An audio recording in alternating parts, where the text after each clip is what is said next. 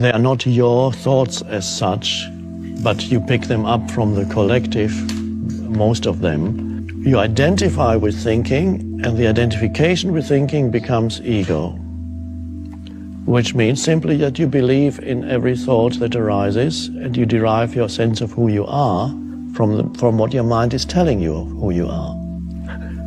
Opinions, viewpoints of that's me. That's some people talk to themselves, and you are, oh, you are so good. Why doesn't the world recognize you? Or the mind says, you're no good. Same thing. You're no good at all. You fail at everything, don't you? And then you believe in it. And then you suddenly have a low view of yourself. Why you have a low view? Because you believed in your thoughts.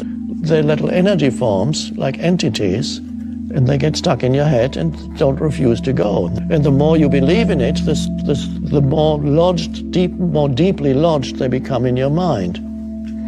And so some people are stuck with very hostile entities. I'm saying entity, not in some spooky way, but every thought is an energy form, and as such we could call it an entity.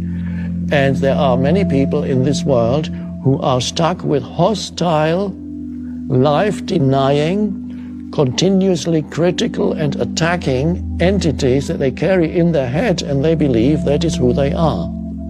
And they are continuously attacking themselves. And if they are not attacking themselves, they attack others around them. Let me tell you who you are. Of course, what they're really saying is, let me tell you who I am. So they project the famous, the famous saying, we don't see things as they are, we see them as we are. Which means you look at reality through the screen of your thinking, believing in your thoughts, having no space outside of the movement of thought. Again, here we come to the vital thing, lack of space inside. That is the unconscious condition, spiritually, completely unconscious. And then you are burdened with a heavy ego. You are the ego, which is not as an entity apart from thought. It is thoughts that you have identified with.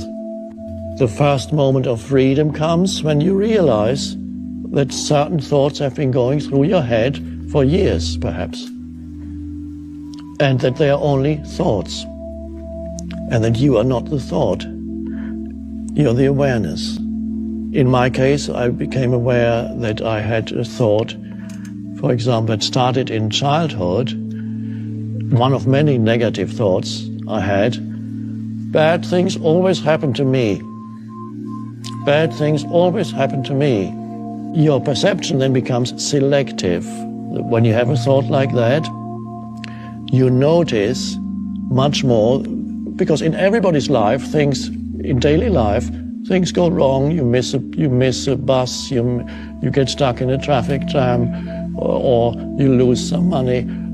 But yes, this is normal. But if you have the thought, bad things always happen to me, you're extremely aware of those things, and they confirm to you that the thought is correct.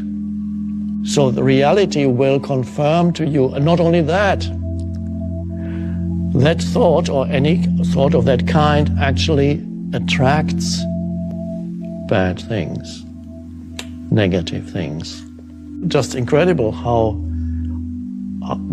people create their world through that. So freedom comes from stepping out, encountering, first of all, a little bit of space inside you, presence. And then from there you realize certain thoughts as repetitive and just a thought. Bad things always happen to me. Oh, there it goes again.